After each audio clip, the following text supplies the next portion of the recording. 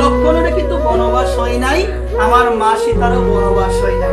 মা সীতা বলেছে আমিও যাব।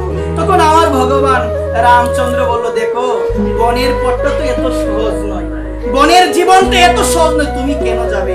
এই কথা বলার পরে আমার মা সীতা উত্তর দিয়েছিল, তুমি বনের পথে যাবে, তোমার চরণ কোমল এত নরম, এত কোমলীয় তোমার চরণ, বনের মধ্যে কত ধরনের কত কাটা দুর্বলতা থাকবে, সেগুলো যদি তোমার চরণে বিদ্ধ হয়, এই কারণে বনের পথে আমি তোমার আগে আগে আমি চলবো, আগে আমি চলবো। কেন?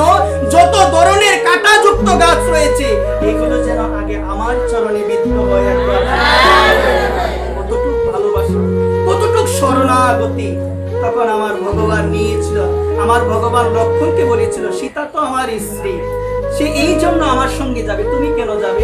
লক্ষ্মণকে বলেছিল তুমি কেন যাবে? এই কথা বলার পরে লক্ষ্মণ আমার সীতা মায়ের দিকে তাকিয়ে, তার দুই নয়নে আজকে জল, সীতা মায়ের দিকে তাকিয়ে আছে দুই নয়নে জল। তারপরে শ্রীরামের যুগল চরণের দিকে তাকিয়ে বলেছিল, মা সীতা তুমি আমায় আশীর্বাদ করো, তোমার মতো শরণাগতি যেন আমারও হয় একবার, তোমার মতো শরণাগতি যেন আমারও হয়। মা শরণাগতি যখন আসবে নিজের চিন্তা থাকবে না, আমার প্রভু যেন সুখ পায়, আমার গোপাল যেন সুখ